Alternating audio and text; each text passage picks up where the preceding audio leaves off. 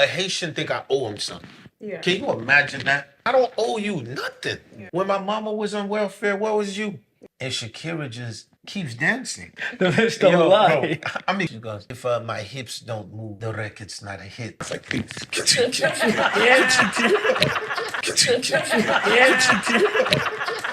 I had to turn up the volume. Lauryn Hill is the most lethalest, talented woman that I've ever came across. Lauryn is so gangster. She made Miseducation how long ago? Did you know that Beyonce was gonna be this? B will tell you, I put them on their first tour. The era of Beyonce at a very young age, you just could feel in the studio. Political leadership in Haiti is very dangerous. They took me out the race. If I gave the signal, I would have took the country. Why were you so willing? What is life worth if you're scared to die? Ooh. Hey. Bouillon or soup Jumbo? Bouillon. No. I'm the first one to do the first hip-hop country song. Wyclef Jean, first one rapper ever to play Carnegie Hall. You the real Soldier Boy. Wyclef Jean. Shout out to Soldier Boy. Welcome to a very special episode of Talk That Shh podcast. We have a legend with us in the building, a man of many talents, of many gifts. But first, we got Black Ricky in the building. We got Princess in the building. Good spirit. And we have the one and only Wyclef Jean. So we're gonna get right to it. You gave us a special performance. I want to know, who is Wyclef? Where did he come from? What was the childhood like? First of all, thank you for having me on the platform. Problem. Back way going pick with platform, ça. Bien. On peut parler. Pas bon, moi, tu vas Amen. Ma Abu Dhabi, oui, ma posé pendant ma Abu Dhabi. Yeah. Assalamu alaikum, alaikum assalam. Go Arab, les regarder me dire, shh. You feel me? So, yo, dog. So, you know, earlier before the cameras was on, I was saying I was born in Kwadebuke. Yeah. And my sister was like, we're in Kwadebuke. And I said, La Se. I was like, literally right behind the cemetery. Yeah. She was like, yo, that's deep in Kwadebuke. Yeah. So I come from, I can't even there's a movie called Slumdog Millionaire or like City of Gods. Because all I can remember is like when I'm little, that's what it looked like. So by the time I got to Brooklyn and got to the projects, I thought I made it. I thought we was rich. Just showing you where we come from. But the origin of Wyclef is Haiti. Yeah. And Kwadebuke. And see, Kwadebuke Basquiat, the painter that Jay-Z is obsessed with. Yeah. We got every painting. You know Basquiat, yeah, come on. When my money get up, I'm gonna have a few in the house. But so Basquiat is half Haitian, half Puerto Rican, right? And then is his dad from I think it's his dad. His dad is Haitian. From Kwadebuke. Yeah. So literally that's the town, that's the city I'm from. That's where I was born, man. Fire. So Wyclef, when he came to America and became, you know, the voice of the Haitians, the voice of our people, how did that happen? Well, the thing is, I think the voice of our people is a lot of us. There's like what you see and what you don't see. So I think like I'll start off by saying, you know, shout out to all my crew from Main Street. A lot of them got deported, you know what I mean, back home. A lot of gun violence, a lot of street wars, all over this idea of like, we ain't gonna let you disrespect Haitians. Yeah. So the thing is, in our little circle, everybody had a different weapon. So my weapon of choice happened to be music. Ooh, and it's a bar. And the only reason I tell people, the only reason I learned how to rap was for self-defense. Wow. I didn't learn, like English for me was self-defense. It wasn't like, so I learned how to bar up. I learned how to battle rap. I learned how to do graffiti. I learned how to break dance, because I'm going to be part of a gang. You in the projects, there's something you're going to be part of. So I decided I'm going to be part of the hip hop gang. And then so for me, this is sort of like where it started. Hip hop changed my life completely. It gave me a sense of acceptance, and in the projects a sense of like belonging. So when my boys were playing, some were playing ball, some were trapping. I found myself literally just pen padding everything that I was looking at. You know what I'm saying? So How did you get to the point, the Fugees and blowing up, and how did you get discovered? What like well, how did that become a thing? Because you guys ran the '90s and the 2000s and now. Yeah, the thing is, think about that, right? Everybody talk about the Fugees, but let me tell you, it started in the church. I was a church prodigy. At 15 years old, I was in a band called Helping Hands in the church. So it was like 4 of us at the time. And we literally was like the Jackson 5 of the church. So my father brought us up the same way you see Michael Jackson father brought his kids up, Aretha Franklin from the church. That's where the gift comes from. Yeah. So automatically, every Sunday we in church, Le monde c'est pas la caille, moi non c'est la voilée. Like, you know what I'm saying? That's where the whole jam started. So, and the idea of rap music in a Haitian, like Nazarene, gospel, or Baptist, are you out your mind? Yeah. Oh, qui va rap ça? Ça musique bombe. Musique drogue dealer. Ah ben, monsieur fini, monsieur sur toi. So, Il finit de jouer. So when I was rhyming, my parents never knew that that's what I did. They always thought I did church music. The first part of the story, which is important, is at 18 years old, there was one of my mans, he's constantly like hustling, go back and forth in New York. In the first music video Wyclef ever was in, I was an extra for Eric B. and Rakim. Wow. Any of my hip hop heads that's watching this, you already know Rakim is the blueprint, whether it's Jay-Z, Nas, I'm an extra. So when y'all go back and watch the video, don't sweat the technique. That's me on the upright bass. Bump, bump, bump, bump, because I knew the fingering. So it's like a lot of people, so let's talk. So I go from doing that, then my first record ain't even a hip hop record. This is before the Fugees. I got a deal with Easy Street, Big Beat Records. I had a house song out called Out of the Jungle. Fine. Now watch this. I go and my man said, yo, I told you this kid can write this song and like, he a genius from Jersey, bring him in. They bring me in, I write this song and I want y'all to Google this shit because y'all gonna laugh. I write the song, they give me my little money. I go back to Newark in the hood. Now they gotta put the song out. They can't find me. So this is 1990. So when y'all hearing this, right? They listening to it. They're like, yo, what's the dude name? Yo, we can't, the other dude say, yo, he sound African. Let's just call him Africali. So literally, when y'all look at the shit, don't say Wyclef Jean, it says Africali. What that what? Yeah. And then it's not years later to my man Flex, not Funkmaster Flex, another Flex, a DJ, was like, yo, did you have a twin in the 90s? We had somebody sound just, and then when he played it, it was a house record called Out of the Jungle, Africali. I want to show y'all the hustle. Yeah. The last hustle I'm going to take you to is off Broadway, 25 years before Hamilton. Me, LAURYN, Mrs. Hill, and MC Light. There's no Fugees here. We did the first off-Broadway hip-hop musical. And guess who came to see us? Quincy Jones, everybody came to see us.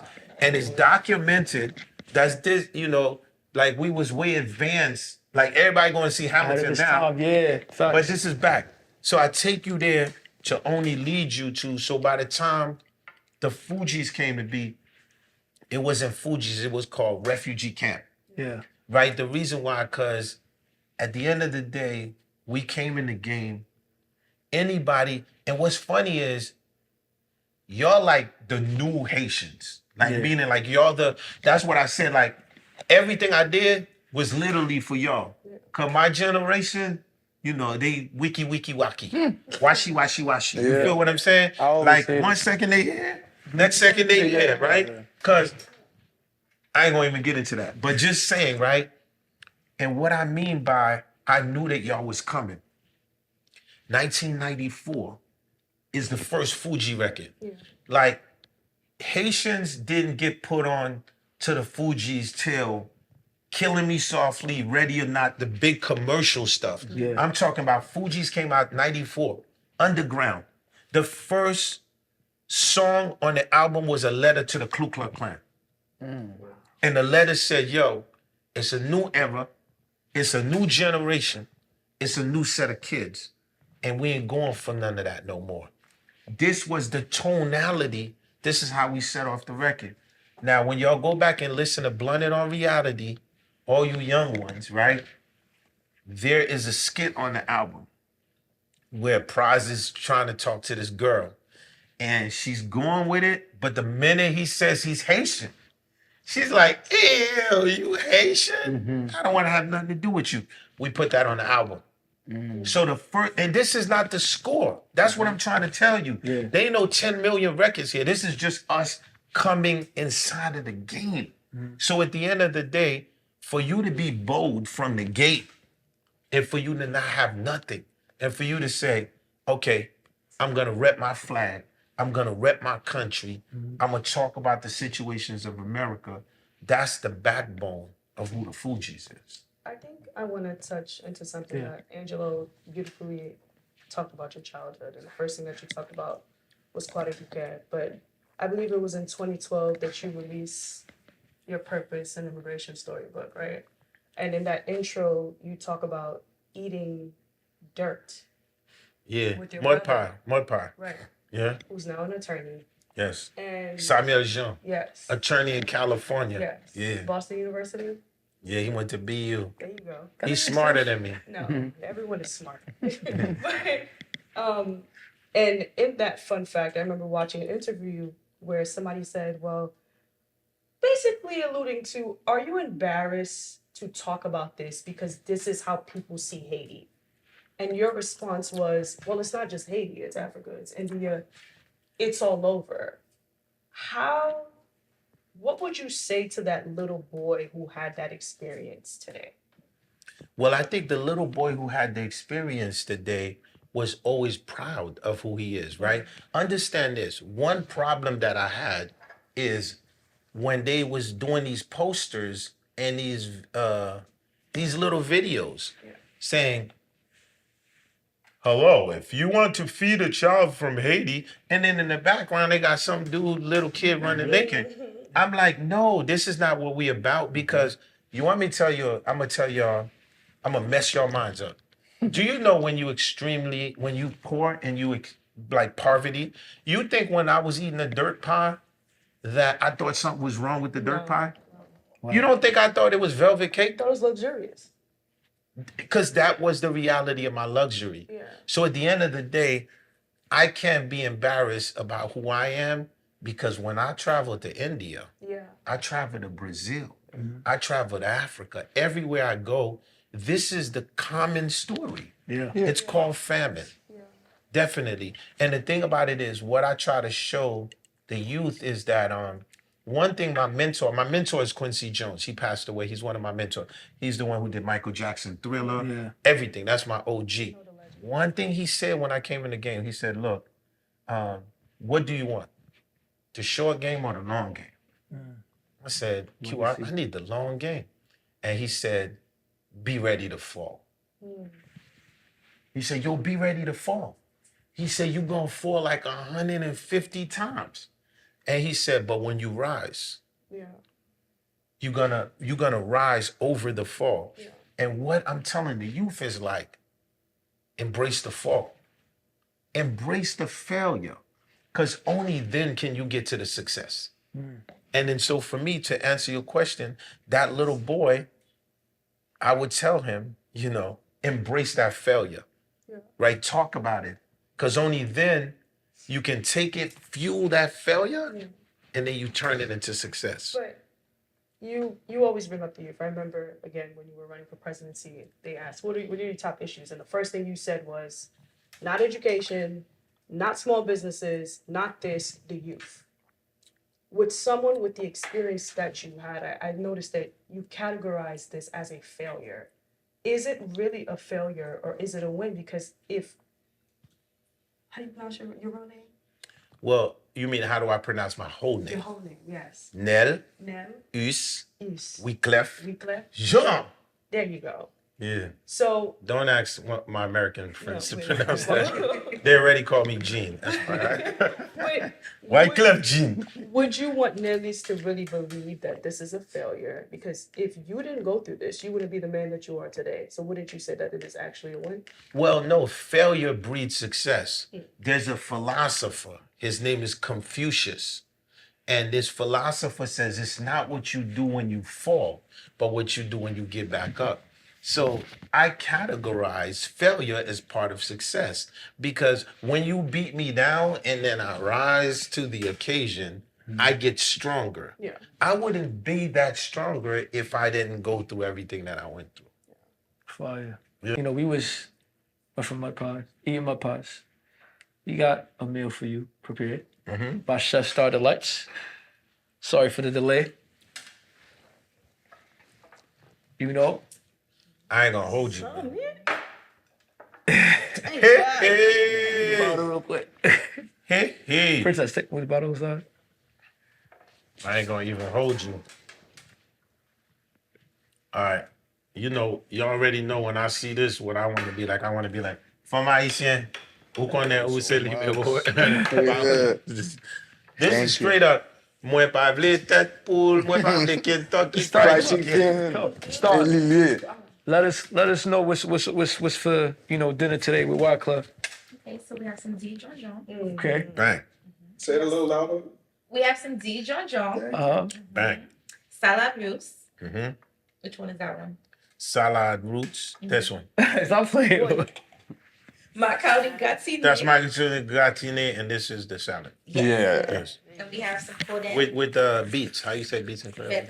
Betterave, yeah. Yes. And then we have some stewed turkey. Stewed turkey, Which is aka codet. You got it. Got it. And then codet fried is tasso. Yes. Gang. And pickles. That's it. Avec banane frit. Banane pesée. Banane pesée, qui frit aussi. Ok, bye. Mwen nan tout moun sa ak chita la, Clef, sel mwen menm ki sot sa iti an den git. Wow. On just come liye. Mwen menm ki just kom la. Just come. So mwen menm ka djou, on se di bagay. On sel taso gen, taso bef. Ba taso teki sa, pagi taso teki. It's just fried turkey. Oh, fried turkey. Whoever call it taso, not it. It's just taso kabri. Yeah, Taso kabri, okay. That's it. Yeah. Bon appétit. C'est dégueulasse. Oh yeah. Listen, What you? Amen. Pasteur, dis bénédiction pour nous faire manger chez Fais le vite, oui. Moi-même? Yeah. Yeah, frappé non. Merci mon Dieu pour manger ça, c'est la fait pour nous, nous manger l'an bien, amen. Amen. Amen. And I had started already. Nous y l'été grand goût. I ain't gonna Yo. hold On prend un petit don. you. God. You want? Ricky, you can talk. La de ou liye. Yo, moi-même nan, yo, moi-même, lè ou di mode pie cookies yo, tale ya, like, on parle like ti bagay gris, plat, yo te kon, like, moun te kon manje Literally, Haiti. what it is, you know, you literally pick up dirt from the floor and you eat it. Yeah? Yeah, and then so it. My brother would say, you know, my brother always made light out of anything. So if he was here, he'd be like, yeah, but it was mineral dirt. You know what I mean? Yeah. Now, if you do research, one of the things which is crazy is my bandmate, Miss Hill, Lauren Hill, you know, was torn a few weeks ago. And one of the things was she was like, yo, man, when you was younger and you used to say you ate dirt pie, mud pie, man, we thought you was exaggerating. Like we see that shit on TikTok. It's some real stuff. And the idea of like people eating dirt from the floor, it's not like something that don't exist. It's a reality. Yeah. And again, in picking up the dirt and putting it in your mouth and eating it, it's not like you're thinking like, oh man, I'm the poorest person. It literally is a natural thing. Yeah. At the time, you absolutely have That's nothing what to I eat. wanted to get to. Like, there was people selling that. Like, when I was growing up, like, make it and then, like, salt in it a little bit and then make it, it wasn't like like that. Like the way it's looking like to me right now, it's like, oh, mud pie is like, it's crazy. Like, but it was like something they just did. It was like, if I come see, oh, you si tellement grand goût, you tap manger mud pie. It's like, Haitian people does this. If you ever been to Haiti, like, they do it. And if I parce que t'es vraiment un grand goût. M'da dit, son parti qui t'y allié. Ok, sorti loin, qui un peu le monde don't do anymore, but it was just, you know what I'm saying? How old are you? I'm 28. So I'm 56. Yeah. And I think what happens is, I think it evolved into that years later. Okay. Like it turned into a business. But I think like when I was 7 years old, like wasn't nobody selling it. The dirt was literally on the floor. Okay. We picked it up. But the idea, again, to your point, at a 20-something-year-old, right? What the agronome, the agronomists, they understood in Haiti, which even my brother was saying. He was like, hold up, you know, this is like literally like minerals, like inside of that. So to your point, years later, somebody figure out it's a business. And figure out ways to sell it. So 100%. Yes, sir. So would you say that like it was took into the wrong light, like it was took in the wrong way when it was brought up at your time?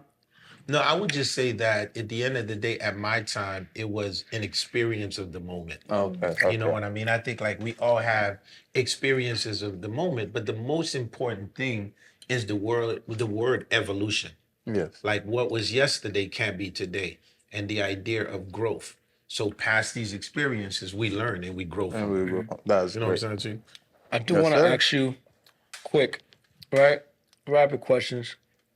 Griot tasso. Well, first of all, griot tasso, I definitely say griot 100% woman. I'm with you. 100%. Anybody disagree? What's that? Griot or tasso? Tasso. Nah, you crazy. Tasso. Même si griot, même pas manger pork. But you Griot used is to. not pork, right? Like, no, griot and pork are two different things. Type shit. Lalo ou legume? Oh, that's a good one. I definitely go with legume, man. Come on now. Thank God. Ricky, you got something you want to say? Yes. It's Lalo, bro. I ate too, bro. You came from Haiti, bro. I came out 13, y'all 7. That's the biggest one right here. We started this debate a couple months ago with Kaimi. Bouillon or soup jumeau? Wow, that's a good one. Don't embarrass me. I'm not gonna embarrass you, but me and my sister have this debate. She's gonna kill me, but I always say bouillon. No, Clef. No. Go ahead. I got this debate. It's time to get the Good soup. No, stop. No, cut it out. Stop. Cut it out. No. Stop. Y'all gave him the script. I Stop. know, but I have my reasons though. Why? Talk to us. Because I know both very well. And the thing is, the variety in the bouillon. The variety, it's like much more variety. Because with the soup jumeau, you basically getting pumpkin soup. That's it. Yeah. It tastes good. I'm going to manger Angie Lolo, but But the bouillon, man, it's like that New Orleans gumbo. You get that's different. That's my flavor. Baraco. I'm not with it. Let me ask you one quick question like that too. Christmas, have you ever lived Christmas in Haiti? I left Haiti when I was like about 8. Yes. But you went back multiple times. You ever experienced Christmas there? In Haiti, yeah. I have. Yeah. Do you rather New York Christmas or Christmas in Haiti? No, Christmas in Haiti. But now, come on. Of course, it's like amazing. Yeah. Okay, Glyph. It is 2010, right? And Haiti is Haiti. I want you to take us back to your mindset at the time. What pushed you to say that you were going to run for president and everything that was going through your mind? Well, I think that before you talk about 2010, we have to go back to 2005. And I think that the part which is not recorded is what made me qualify. A few things made me qualify. One is that I was one of the first individuals within my generation that would go to Congress. Yeah. And in Congress, I would testify. This is not 2010. This is way before then.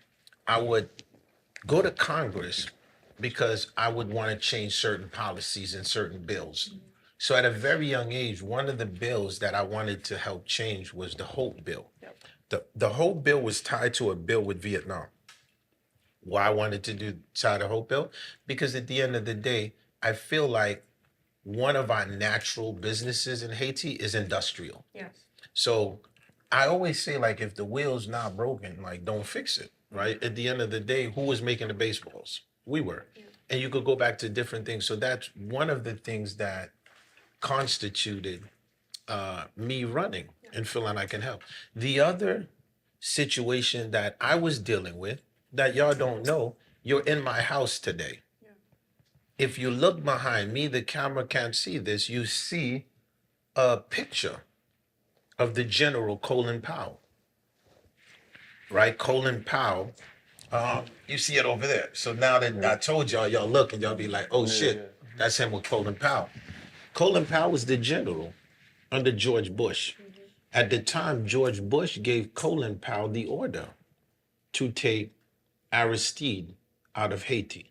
This is me and Colin Powell, right?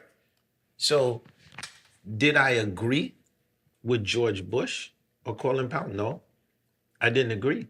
I always feel that you can't just go into a country and literally kidnap a president and take him out, right? At the time, I clearly later had a conversation with Colin Powell and letting him know that I didn't agree with this. This was not the right move. Then what did I do? I went back to Haiti. This is no cameras. This is no hype. This is no pictures. I go into the most dangerous slums that you can ever imagine. There's a documentary called The Ghosts of Cité Soleil, where from this documentary, I wanted to show you the point of view of what constitutes you calling someone a gang member. And in this documentary, it clearly shows you that the people that you're calling the gangs, they all are working for the government. Right? And because they don't have an outlet, they don't have an out. So the kids are forced to do this. Now, only took you through a few scenarios before you get to 2010. So I felt at 2010, 80% of the people living on less than $1 a day. We had an earthquake, which happened. 250,000 people under the rubble, right? Why did I feel like I can do something at the time? I felt that with 250,000 people under the rubble, I want y'all to pay close attention to this next word. The word is called carbon credit. Carbon credit. Carbon credit is an environmental fund. So that literally means we could have bypassed the debt of the World Bank and the IMF.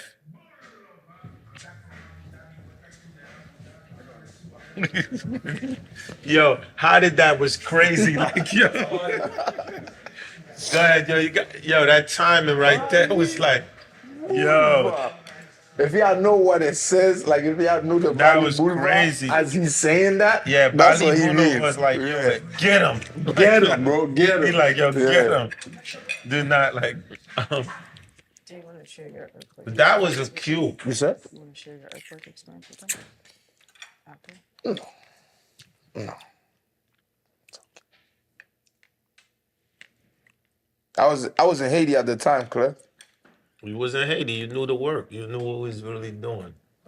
I saw yearly everything. You saw the real work. Yeah. That's why I said no one can fool y'all. Yeah. Because y'all on the ground. So it's hard. They was fooling the Haitians in America, though. And some of them are still fooled, and they need to notice that, yeah, it's not the way. Yeah, we good. We rolling, King? Yeah, we started. Okay, so where was I at? Carbon credit? Yes. Yeah. So remember this word, carbon credit, an environmental fund. So what that mean was like, with the debt of the World Bank and the IMF, through carbon credit, we literally could have built the country. But guess what? Now Wyclef Jean is clashing with corporate interests because what people wanted the rebuild to be had to go through corporate interests. And all these big companies wanted to come in and make the money. In this process, they took me out the race. Yeah. And when they took me out the race, there's a few things that you have to understand. I had a diplomatic passport. I still have my Haitian passport. I have a green card. So I could have contested it. This is the first time in history, this is the part they don't talk about, where a man did not let his ego take over him. Yeah. Because if I gave the signal, Yeah. I would have took the country. But at the end of the day, I said, he who fights and walk away, live to fight another day. Sure. Because it's bigger than me, right? It's bigger than all of us. And the idea at the time was that I felt for Haiti to have a real change, it needed someone that didn't owe nobody in Haiti nothing, and that could come and work for the Haitian people. Now bring me to 2008. You brought me back to 2005. And honestly, I think talking about your activism can just stem from that little boy in Guadalupe growing up in the church with a father who's a Navy minister. And I think the church is the most political place ever. That's where you learn true politics. But bring me to 2008 now, where you released the If I Was President. And there's a bar that you drop, and it says, if I was president, I'd get elected on Friday and assassinated on Saturday. Buried on Sunday. And buried on Sunday. Now, this is 2008 where you released this song. You say that you're going to run in 2010, right? With all the other factors that lead you to this. When I think of you, I think of a man who is the definition of sacrificial love and true love for his country, Haiti. Why were you so willing to put yourself up for this country? And what is something that you want the Haitian youth to hear and get across?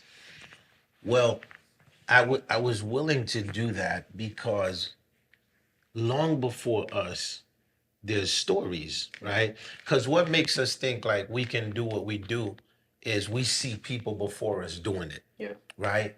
So when you read the story of Toussaint Louverture, the first black general, he's in the dungeon and he's about to die. And he says, do whatever y'all want with me, but the roots have been planted, right?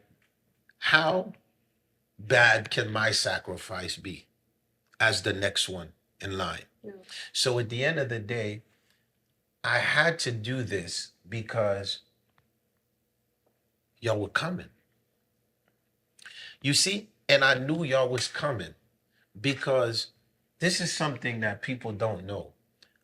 My name is John Wyclef, but I'm named after the Reformatator. The book of Matthew, Mark, Luke, and John, which was in Aramaic, the translation of it went from Aramaic to English. This is the man who translated this and overseen the Bible into English, the Reformatator. So at the end of the day, he reformed the church. He sacrificed himself for the next generation. If I didn't sacrifice myself like that, do you know there were kids that were killing themselves, committing suicides because they were Haitian? And they're being bullied in school, all kind of things. Do you know that kids in the middle of Flatbush Avenue was having shootouts? Yeah. Do you know I have cousins that died in front of Erasmus High School? So at the end of the day, someone had to step in front. And I stepped in the front because one thing is this, right? What is life worth?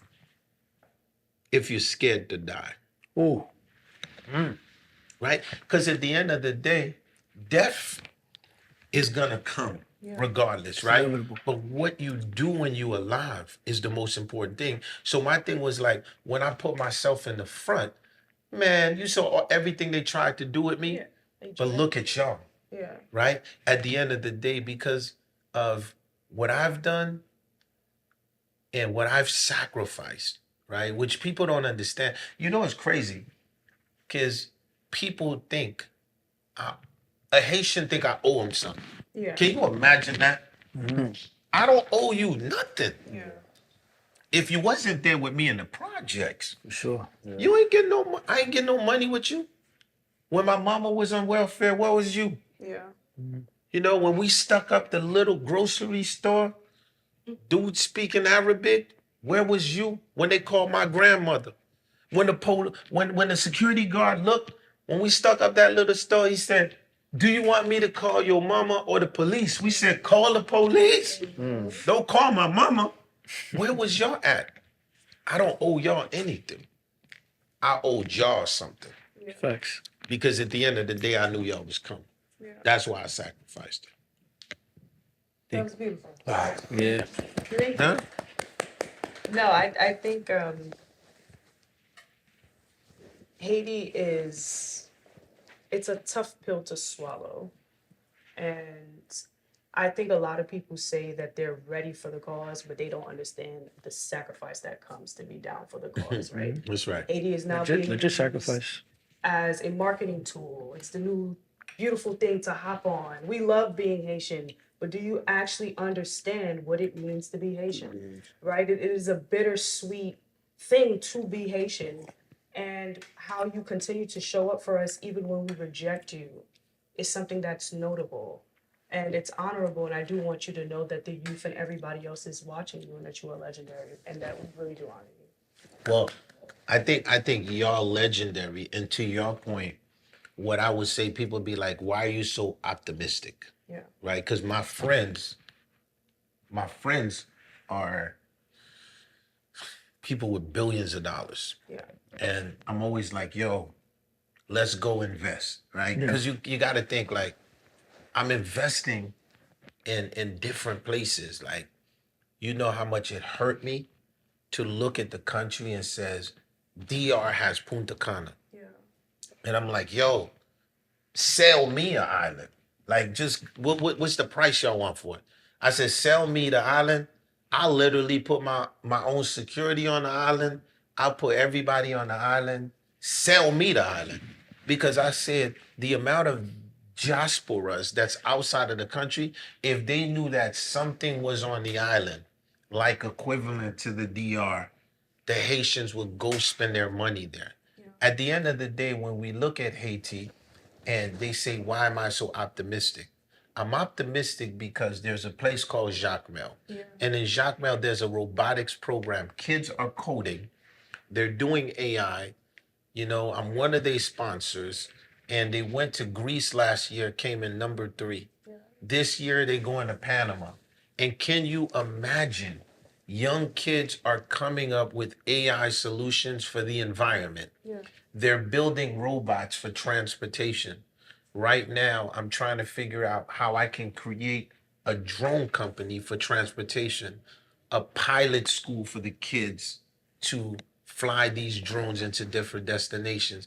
I'm optimistic because I feel technology crosses borders and crosses poverty Yeah, for sure. and give the youth a different kind of chance. Now, with your optimism, right? We are all aware that political leadership in Haiti is very dangerous. Unfortunately, in July 2021,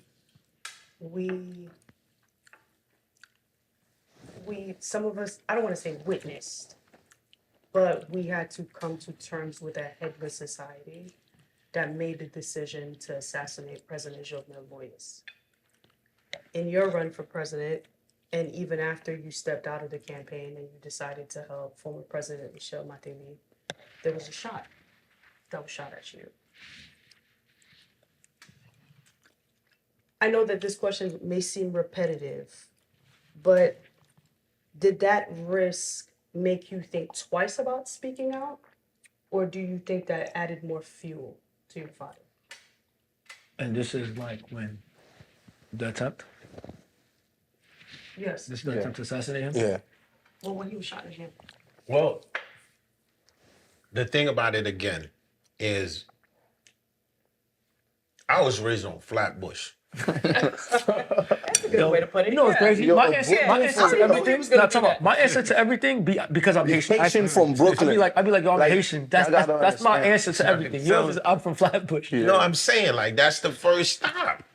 Decepticon gang. Yeah. Yo, run them sneakers. Yeah. Right? I only say this, right? Even though it's out of humor, the answer to it is you can either live doing something or live doing nothing. Yeah. Right? Because danger is gonna come to you in different ways, right? So at the end of the day, I don't wanna die, but at the end of the day, I'm not gonna stand back and watch you sacrifice people that are helpless, you know? I think the interesting question now is, why have I been so silent? Right? Because I'm usually within the forefront Yeah. of the conversation, right? Why the hell I said, fuck it. I'm gonna go back, I'm gonna do my music, I'm gonna build my companies, I'm gonna become a private sector guy. Because what I've learned is to move that country forward, I have to be my own billionaire. Yep. I can't, Ricky, ask your question after. That's great. That's great. Yeah. And finish because I can't tell the person, help me with the hospital. Yeah. I can't tell, I gotta have enough money to just go in and just put it all in myself, right? Yeah. Like, so my thing is like the next 4, 5 years, 6 years, I'm focused. Like, I gotta get to like a situation like where Gates and Elon and them are able to just say, you know what, here is like $7 or $8 billion. Let's put that into our country. Because my greatest asset thus far has been my mind, my talent, and my ability. And if I didn't sacrifice those years that I did for presidency, I would have been in a position with a couple of billion already, right? So my friends crack on me. They say, Clef's a hippie. He don't like money, right? Because they'll be like, he thinks about the people before he thinks about the money. What I told them was, look, I can always figure out how to make the money, but what I can't figure out is in the course of history, 250,000 of your people are under the rubble and you wasn't present. Like, who are you? So in saying that, my experience says the only thing that can move the needle is more of us outside of this country have to become enormously That's my theory. wealthy Yep. to be able to don't talk, but just the physicality of just go ahead and build and do. Me and Angelo, we have this conversation all the time where where I'm trying hard to become like a really successful Haitian comedian, but the way I'm trying to do it is staying true to being Haitian, not even trying to speak English. I do my stand-up in Haitian Creole. I want to be a big Haitian comedian speaking Haitian Creole, where they're like, oh, like, that's like, they drawn to it. You understand what I'm saying? Of course you can do like, that. in that way. And Angelo always tell me, like, yo, bro, like you making a big sacrifice, but because where you going, there's no money. There's no money where you going. So, like, my question is basically do you feel like it's a better plan to leave our community to make more money just to come back and save like your To method? clarify, not necessarily just more money. It's more resources on the outside. I always say it's easier to climb than come back down to bring everybody up than to climb with everybody when you're still trying to navigate. You know, especially in a community that is so,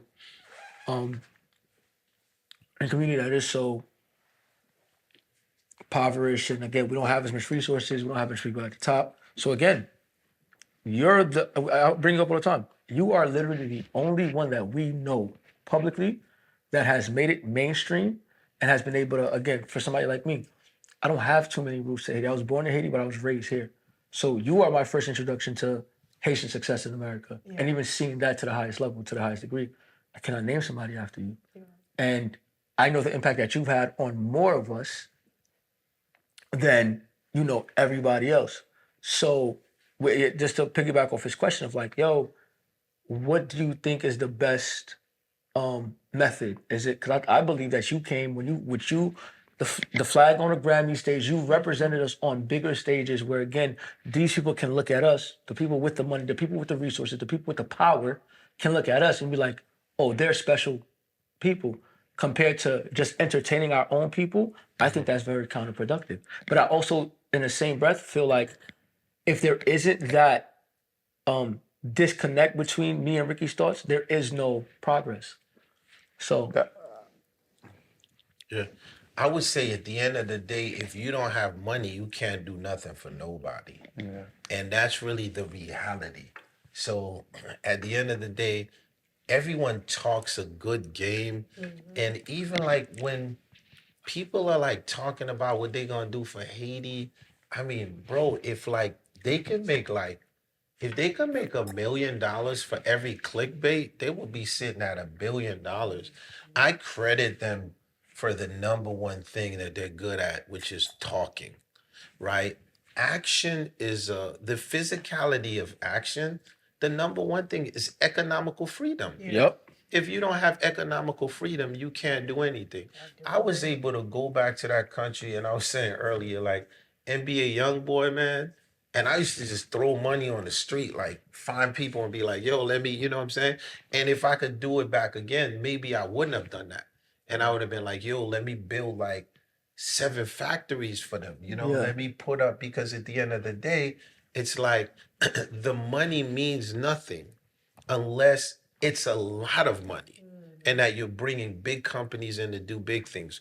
One thing that you said, where you said, yo, man, I'm going to be a Haitian comedian Yeah. and I'm going to focus on my people. Here's a little small story for you. So Sigil, who, you know, like I love this dude and how he reps y'all and he brings y'all under his wing is pretty amazing. So, of course, I love Sigil, and I was doing a show with Dave Chappelle, Well, and my next question. and then I bought Sigil to meet Dave Chappelle, right? And I connected Sigil with Dave Chappelle. That night, we told Sigil, you're going to open up. We at the firehouse in Ohio. Yeah. Blanc seulement, right? Like, nothing but white people, you see me? And we told Sigil he's going to open up. Sigil, who is a Haitian comedian, do or die, goes out there and do an entire set in English. Yeah. And listen, and the shit is funny. And he leaves, Yeah. right? And he's like, man, wow, this was actually my first whole set in English. The people loved it. Yep. Now, the only reason I say that is because he's a Haitian comedian and one of the most funniest in the world, like you. But the key is you have to be able to adapt. Not that you're not gonna change. Parler. Let me Not- not parler, bro. You're not gonna change who you are. He didn't change. He's Sigil, Yeah. and he has his audience. But what happens is when he ended up being in Ohio with all of those folks, because he can articulate in another language, he was just able to say like 80% of what he wanted to in Creole to convey those people. And guess what? They all went and picked up a Creole dictionary. And now, so I'm not telling you ever compromise yourself as a Haitian comedian and having people learn the Creole language, and it's super dope. But all I'm saying is don't limit yourself. That's all I'm saying. Just don't ever limit yourself. Be able to do that, but be able to, if you get the call from Dave Chappelle or Chris Rock, Come on, or them son. boys, right? And that's why they keep telling me that all day, because Yeah. they know I've done it. I can do it. I've done it. Well, I I just watch you my upstairs, you're beliefs pretty- and everything. Yeah. I don't want to. Yeah, but understand this, right? Now watch this, because you're talking to the right person. Yes, Come- I yo, always. yo, I wanted. yo, I wanted we to. So now, Now let me tell you why you're You ain't talking telling to. him nothing I ain't here, bro. I'm telling you, son. Yeah. So let me tell you why you're talking to the right person. The reason you're talking to the right person is think about me for a second, Always do. right? You see me with a Haitian flag. I speak Creole, but you ever said to yourself, why this dude ain't just come out and do Creole music and tell the world? I say I'm Haitian. I rep it till I bleed. You say, but hold up, this guy, why ain't he just come out and do Haitian music, right? Do you notice I only did American music and didn't do Haitian music till later? Yeah. You ever said? So you notice, like, I didn't do anything. I was like, because I said that if I become a global icon, I can show the world more about Haiti than putting myself in a small box where they will never see me. So again, We are never having that conversation right. again, by the way. So No, what? So my thing to What? you is What? use me as your example, right? There's a bar that I said, y'all speak English is common sense. Me, I had to learn how to speak English for self-defense, right? So literally, the idea of communication of language is very important. Haitians are so witty and so smart that don't limit yourself. Keep in mind, Sidjo, first comedian on Amazon, killing it. He's still Sidjo. Dave Chappelle respect him as a Haitian comedian. But when you enter, don't limit yourself to Comedy Central. Don't limit yourself because when you look at the comedians around the world, whether if they're Asian, if they're Hispanic, whether if they're American, you see the Asians, they're very funny, or the Hispanics or the Mexicans, no one is saying, so I'm a Mexican comedian. I'm gonna do it in Spanish. Yeah. Or stick to it. But at times I'm gonna translate that. So this message, I only give it to you because I witnessed Yeah. Sigil, real time. Like he's backstage and it's like, oh shit, it's gonna be mad people that only speak English. I watched this kid, and then after I was like, yo, you a genius. Because the translations of the Creole phonetics, how he was able to translate it into English. Ohio, eat it up. Like Ohio, when I tell you Moon Blanc, Yeah. so that's really the advice that I could give you, right? Don't put yourself in a box. The last thing I'm gonna say, which is very important, Wyclef Jean is the original genre bender. 1996, the score. After the score, the Carnival, they bring Beyonce and them to me. I did No, No, No. Yes, yes, yes. After that, I put Beyonce on tour with me. They'll tell you that this is all me. Yeah. Then I do Celia Cruz, right? And then when I did Celia Cruz Guantanamera, Yeah. they said to me in America, Spanish music will not play on black radio. This is what they was telling me at the time, right? I put that on black radio. Then Maria, they said that won't play on black radio. Then Hips Don't Lie. Wyclef Jean is the first one ever. You different. Wyclef Jean is the first one ever, way before Cowboy Carter, way before Nas X. I'm the first one to do the first hip hop country song. It's with Kenny Rogers and Pharoah Marsh. The first hip hop country record ever. You the real Soldier Boy. Wyclef Jean, shout out to Soldier Boy. Wyclef Jean is the first one rapper ever to play Carnegie Hall with his tuxedo in a full orchestra, conducting the Philharmonic. I could go in and tell you 1,000 more things, which makes Wyclef Jean. The only reason I told you that is because you're Wyclef and I'm you. You know what I told the industry? Yo, will never put this Haitian man in a box. Ever. And that's all I'm saying. Don't let people put you in a box.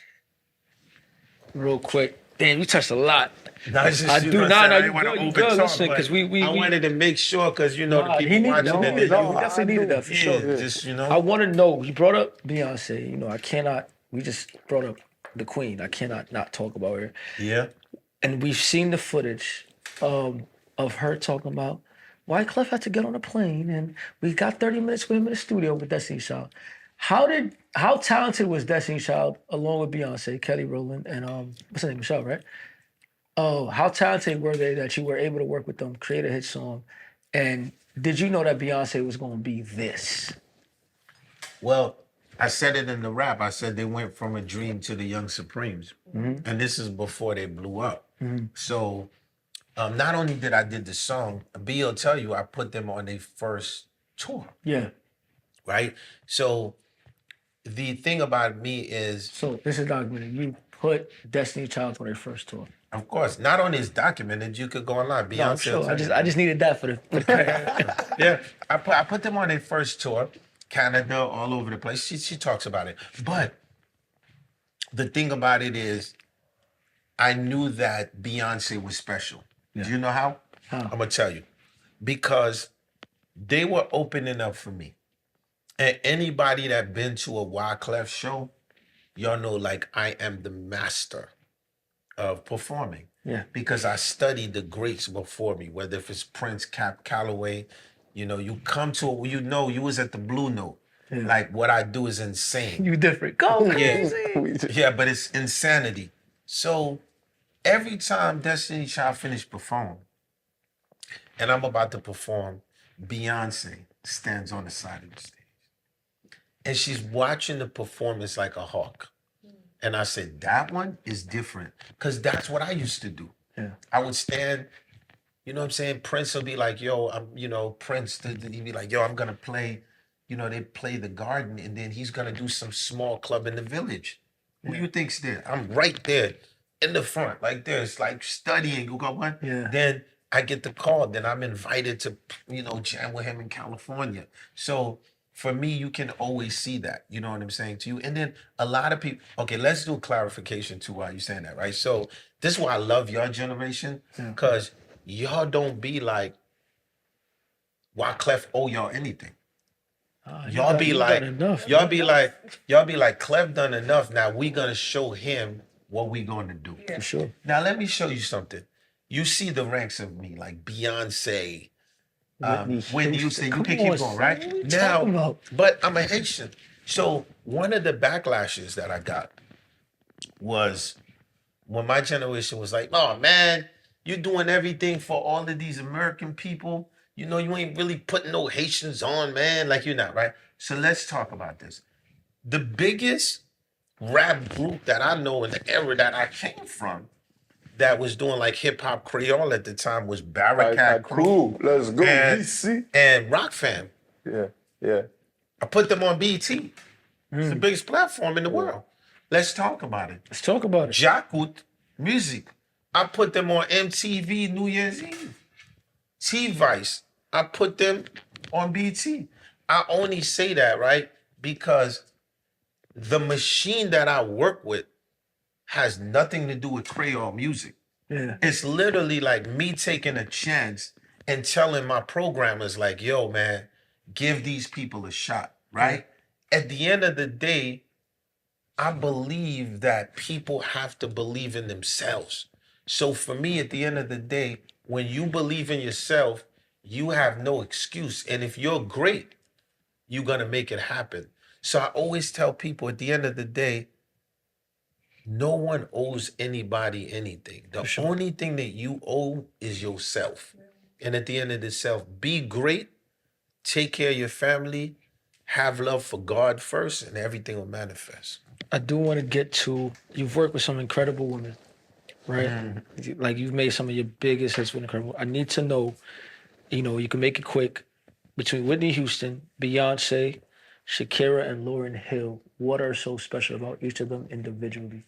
Because all the songs you made with them were so different. All the cadences were different. Yeah, I would say with Beyonce, what makes her different was the era of Beyonce at a very young age. You just could feel in the studio because I'm writing this pattern, papa da pa pa pa pa pa pa da pa hey papa da yo, and the way she's soaking up the material, I was like, that's like early Kobe Bryant type vibe. You know what I'm saying? Number 8 Kobe. Yeah, number 8 Kobe. Miss Hill, Lauryn Hill, is literally the most lethalest, talented woman that I've ever came across. Yeah. Because she was lethal at 13. She was already a monster, right? And the thing about it is there's an artist called Nina Simone, there's Aretha Franklin, I didn't know them. I just used to, so the closest one I got to was LAURYN. So that's what, LAURYN is so gangster. Till today, she made Miseducation how long ago? Yeah. That's still the #1 record of the century, Yes, sir. on iTunes Music. Yes. So I can't even come on. It was voted the greatest album of all time. Thank you. So, and she been like that since she been 13. Did you produce on the album? Who, LAURYN? No, I'm saying, I did used you to produce on produce. I produced like Sweetest Thing. Okay. I'm early LAURYN. Okay. You know what I'm saying too? Yeah. Because Miseducation we was having our thing. You know what I'm Gotcha, saying? yeah, too? I had the carnival. We was Yeah. we was young. But again, the most amazing album, Whitney Houston, is in the Bible.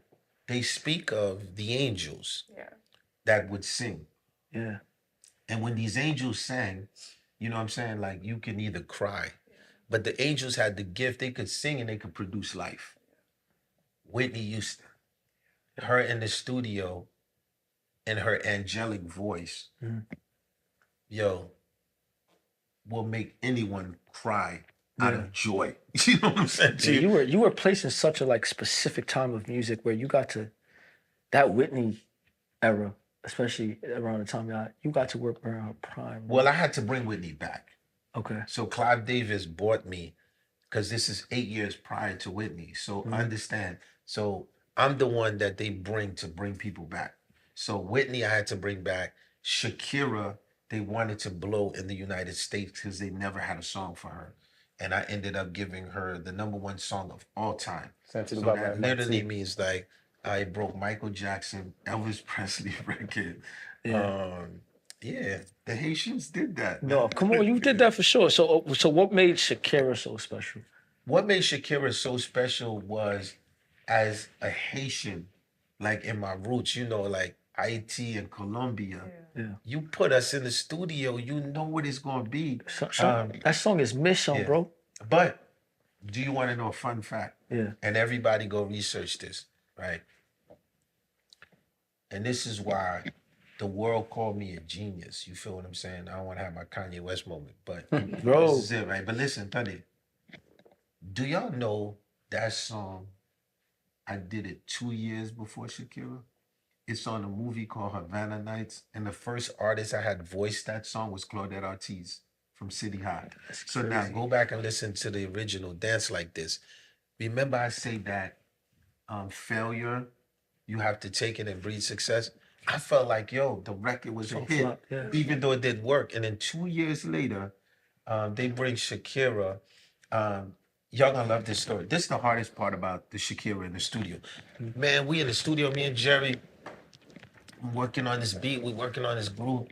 Man, and Shakira just keeps dancing.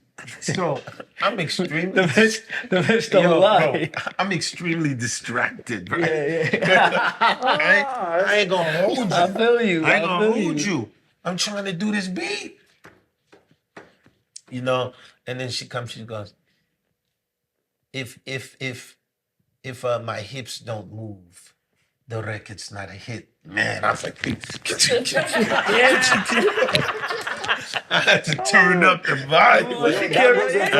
That goes into my next question. I was like, please don't really music like. Hips don't lie. So that was pretty pretty magical. I have a pretty magical life. Yeah. I would say like being in the studio for sure. So with the Hips Don't Lie, it's one of the biggest tracks ever. Are you aware of the impact that it has with the World Cup? It being one of the main songs for the World Cup, and you guys doing the damn thing, and again, you being who you are and her being who she is. Yeah.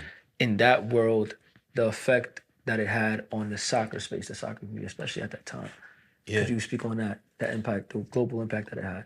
Yeah, the thing about it is, remember earlier, if y'all go back to the conversation, I said Quincy Jones said, do you want to be in the short game or the long game? Right? And this is what we call the long game. It's like you write material, because a lot of time people see me performing, Yeah.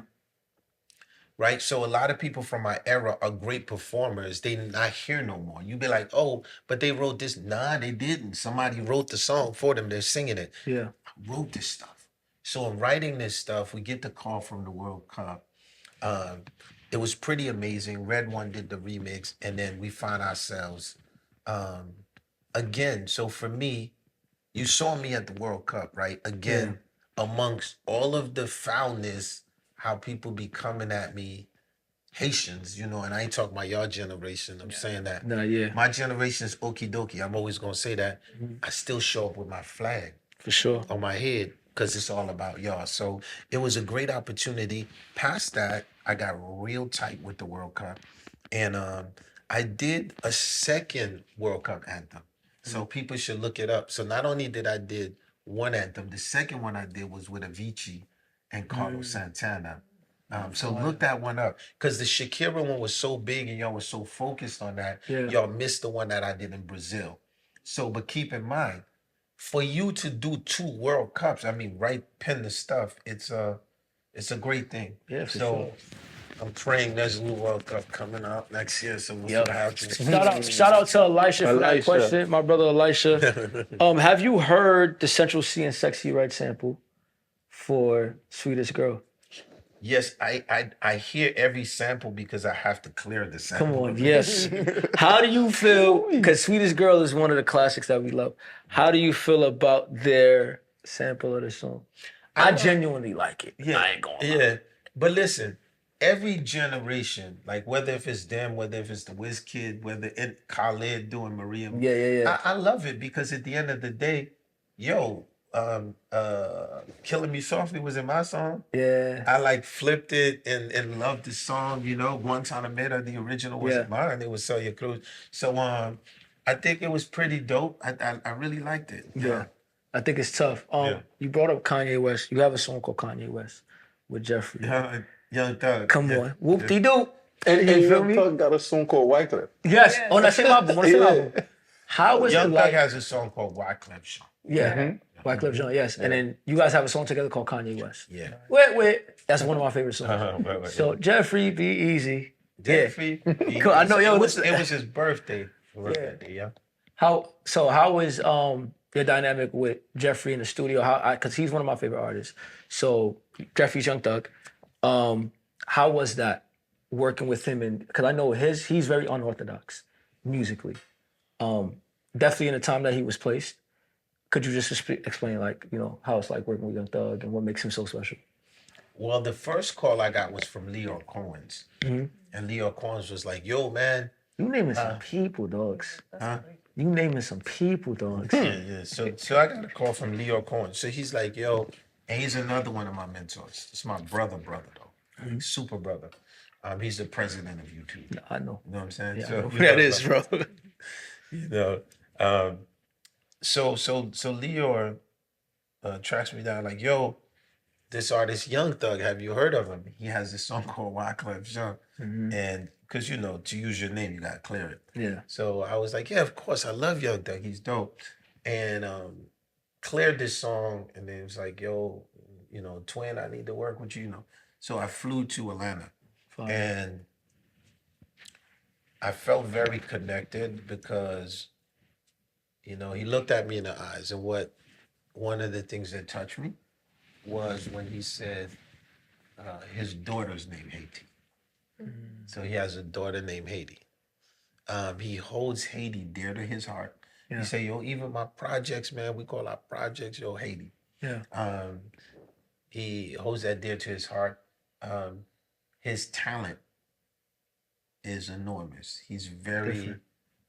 you know, he's, again, being in the studio, like, with so many people and having to work with, like, you know, it's like young genius, old genius, you know what I'm saying? Everybody. So I would say he's very culturally, I think, like, one time I had got bit, remember I caught a flack when I was, like, saying that Thugger had reminded me of Tupac one Yes, time. yes, Remember? yes. Y'all went crazy on the internet. Remember? Yeah. Y'all was like, what the fuck is Wyclef talking about, man?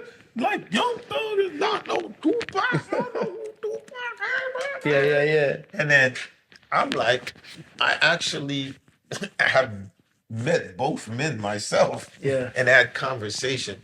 And the level of conversation I was talking about was not the likeness of the individual. It was the likeness of, when I met Pac, he was talking some Black Panther stuff Yeah. and that history. And when I met Thugger, he was talking about Haitian history. Yeah. And that was what I was saying. Like, I didn't really expect that. I expected that from Pac, but I didn't really expect that from Thugger at the time. I was like, wow. Okay. That's so fire. Yeah. I do my last question, and Ricky, you could run through some of yours. Yes, sir. So you and Dave Chappelle did a tribute show, and we all know the rumors about last year with what happened in Ohio, with what the president was saying, and a lot of the conservative people were saying.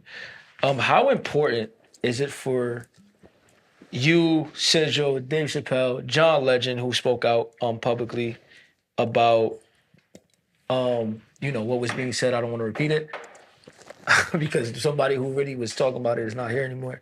But how important is the mainstream support from people like you guys as a collective? Because I think when John Legend speaks out, when you and Dave Chappelle do a show for the small Haitian community in Ohio, I think it speaks volumes. Well, I think for me, the highest level of it is, I always use the word, we from the Americas. And the Americas is part of America. Yeah. Geographically. So I always feel that what makes America most amazing is the roco pollo, the melting pot, the idea of like all of us getting together and building the country of immigrants. So that's always the point of view that I approach it from. At the same time, what I'm always careful about, and I want y'all to be careful about that. There's a book called The Art of War. It's a very important book, Sun Tzu. And the interesting thing that I want you to know is people throw fire in one direction to have you run there as a distraction, just so they can go in and get what they're gonna get. So in saying that, I always say that whether if it's a president, whether if it's a congressman, whether if it's a senator, president is like 4 years. So at the end of the day, bigger than that, I always say, look at the bigger legislation. Do not get distracted by the rhetoric and focus on who's your congressman, who's your senator, who's your local, who's representing you when you ain't there. So I always say for me, that's always the biggest thing. And again, as a human, and Malcolm X did say, injustice for one is injustice for all. So anything that we feel off, we will never give a pass. Like we'll be like, yo, this is wrong. Yeah. But past that, we move on, because the bigger picture is when you look at the House of Representatives, it's who is representing your district down there. That's the biggest focus I want y'all to get on. You had a nickname back in the day, Nelson. How did this nickname come about? Nelson? Yeah. The nickname was Nelly Nell. Nelly Nell came because I was a rapper and I loved Melly Mel. At the time, there was a rapper called Melly Mel, and my first name was Nell, so they gave me the name Nelly Nell. That's how it came. Yeah. That's cool. That's cool. Let me ask you. No more? Yeah. So bon ti menaj, pa vre? Ebe tou. Balan beto bro. Li fin fon chodze diri, epi apre sa l vide de lo nan graten. Sa ka fet avèk relasyon sa apre sa. Oh, sa mta fe? Yeah. Oh, well. So just so y'all know translation, you know what I'm saying? He's like, yo, if you have a girlfriend and she throws water in the rice, but the part of the rice which is called the gate, right? The bottom of the pot. bottom the of the crispy pot. The crispy pot. You said, what would I do? Yeah. Well, the answer to that is I couldn't do anything because I have a wife. Amen. That's, you know what I'm saying? So this Hashtag Haitian question McDonald's. is not for You have you got a song that just dropped, Back From Abu Dhabi. Just to close out, you could let us know what made you want to get back, what made you want to make a song like that. Why is the freestyle so hard? You got the Kringlish in there, the features is fire. You got Rose, you got Just getting French started. Montana in there, and it's like I like how they came into it. Like, you get what I'm saying? Like Yeah, I love. Yeah, oh my God, I Yeah. was hot. It's only gonna keep getting crazier. Yeah, I know how you get. So, and did you freestyle that whole thing? Yeah. Because it sounded like a freestyle. Yeah. So let's talk about Back to Abu Dhabi and then we can wrap. Yeah. So back this is gonna be the next album. The album gonna be called Quantum Leap, the first single back from Abu Dhabi. Just saying like my way of saying I'm back. Yeah. And I did go to Abu Dhabi. You already see me, I'll be in Abu Dhabi now. We know But it's it's just my way of saying I'm back. Back on my production game, Yeah. back on my bullshit, back on my wittiness. Yeah. You know, everybody that missed the red and blue bandana, I put it back on now. Very exciting. Yeah. And back in terms of like business, ventures that I'm gonna be building, just to tell y'all that I like to look an eye for everything, but everything starts with the music. Yeah. So I knew like what people was expecting from me. Yeah. So I just like went hard, you know what I'm saying? Shout out to French, shout out to Rick Ross, Dave Chappelle did the intro. And we just gonna keep pushing the boundary, and I'm very excited about the album for next summer. Fire. I do want to know, why did you bring the Haitian flag to the Grammy stage? And that's my last question. Well, the Haitian flag at the Grammys, right? That you see at the Grammys, right? Think about it. The first time for us, the Haitian flag was 1994 on our first album, Blended on Reality. Yeah. So once we said, "Ill, you Haitian," you know what I'm saying? We set it off. But before us, like our communities couldn't identify with like Michael Jackson, Michael Jordan, because every kid was like, well, where's our version? Every Haitian kid was like, well, where's our version? You know what I'm saying? And for me, Snoop, everybody's repping they flag. Robert De Niro, you know, he was Italian. I was like, oh man, there's gonna be over 22 million people. Yeah. And I said, yo, them kids from the village, them kids in Brooklyn, every kid now that do not want to go to school because they're saying they Haitian, all of this thing that I've been through for them, I said the world gonna know.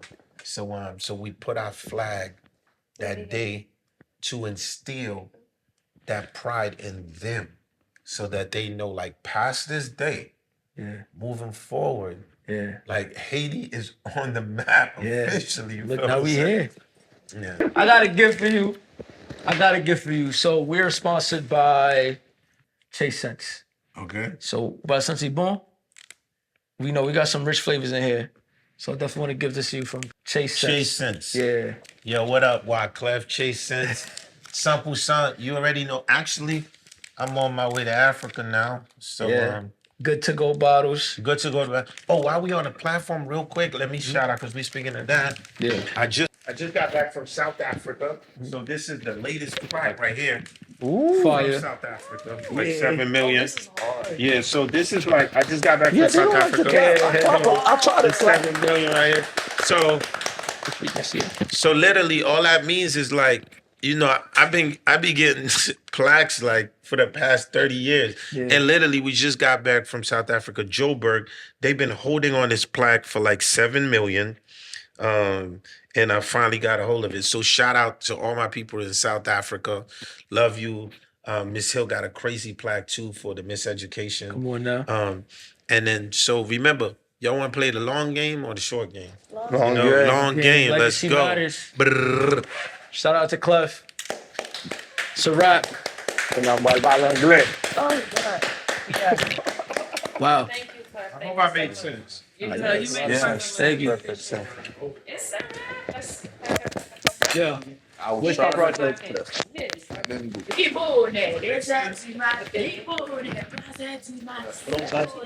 Be careful with the. Yes, sir.